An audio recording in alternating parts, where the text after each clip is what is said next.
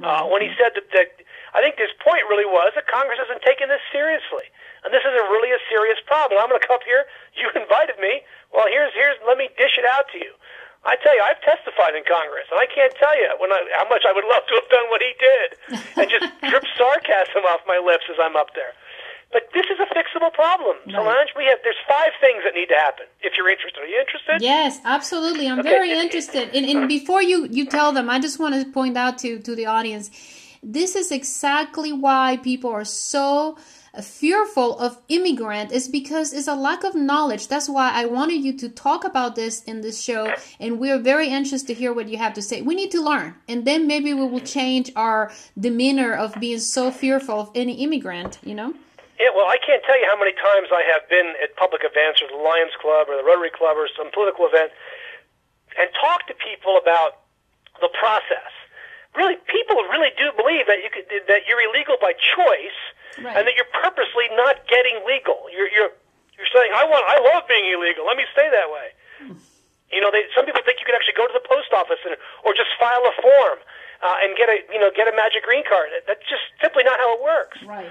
The lines for family immigration extend back 20 years for some categories. The lines for employment-based immigration stretch back 7 years. And really even people with masters and PhDs can stretch back 4 or 5 years. It's an insane process. It doesn't play to our economic advantage. So here's what we need to do. 1, let's get serious about border security. And I'm not talking about throwing more billions of dollars.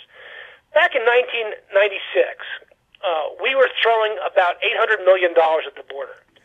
Today, we throw $17 billion at the border.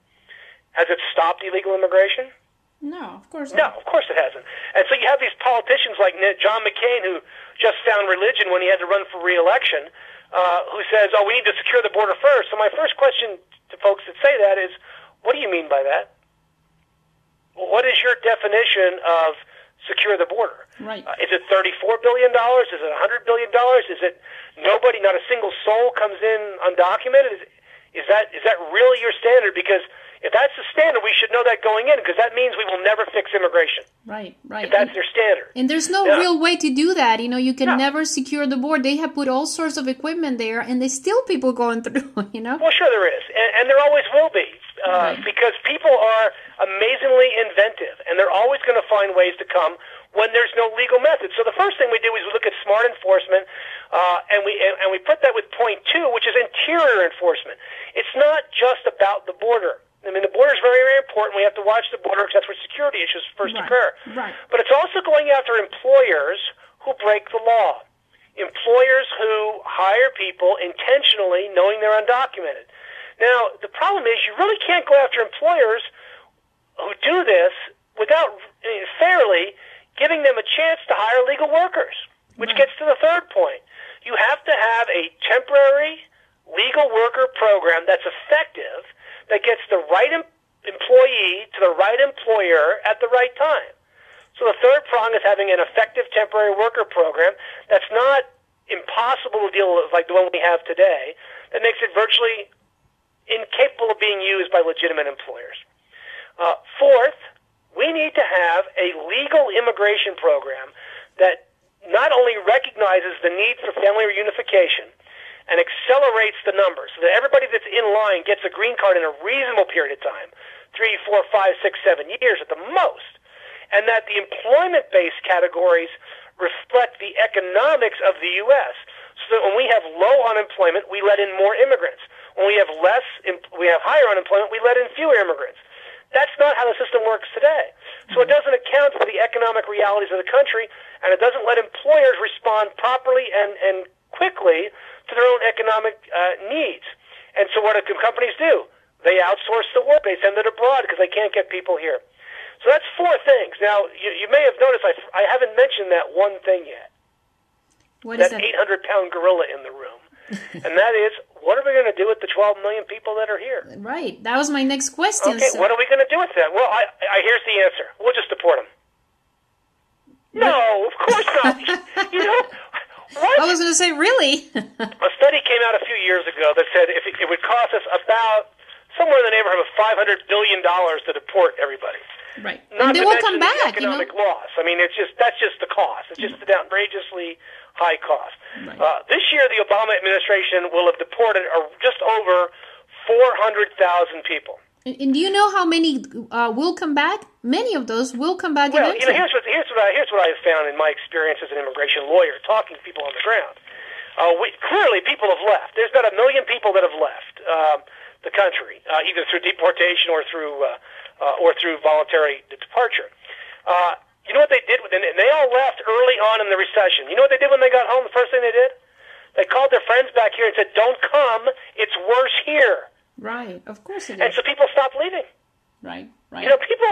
I don't know. I guess some people really believe that you can make things so hard here that folks will leave the country. No, it's always worse back home. It's always obviously, worse back home. That's why they so left. you can't do that. So what do you do with the 12 million? Well, first of all, you say, look, we need to know who you are. You need to identify yourselves. So we're going to give you an incentive. We're going to give you, because it's in our best interest to know who they are, we're going to give you a temporary work permit.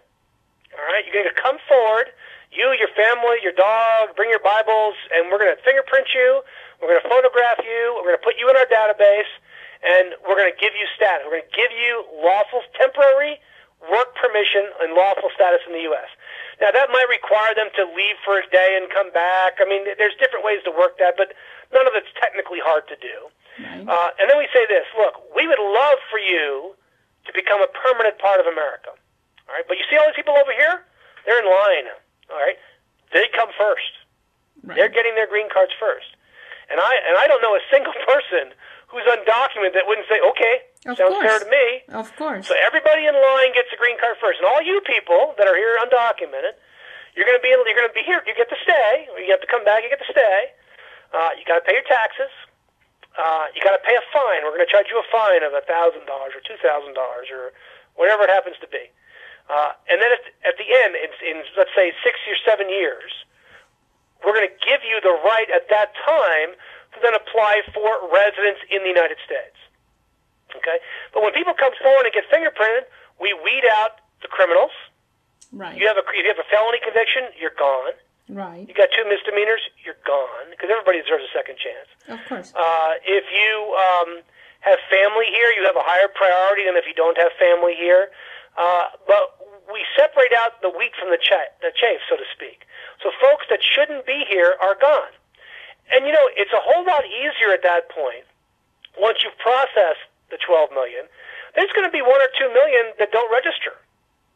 All right? Right. It's way easier to catch them and remove them than the 11 or 12 million that have come forward at that point. Right. That's a very good point. And so if you've got simultaneously strong border enforcement, which we do have now, strong interior enforcement, which the Obama administration has been doing, you've got a stronger temporary worker program, you've got a workable and functioning permanent immigrant program, and you've got a legalization program that does not reward people, but instead puts them to the back of the line, but also at the same time lets them continue contributing to the country they've been living in for the X number of years. Oh my gosh, Lunch, I just fixed the problem. Right. But you know what? I'm not in Congress. Yeah, that's what I was going to say. I mean, it sounds fabulous. I just hope that more congressmen thought like you. That would be great. Well, unfortunately, none of them do. I mean, there's because they hear this groundswell that they think is a majority, but we know is not, of folks saying we must deport everybody before we can talk about legalization. Well, heck, if we deport everybody, you don't need legalization, and that really is the point of a lot of these folks. Well, we won't need it then. Right. But the Obama administration has already said 400,000 people. We're maxed out.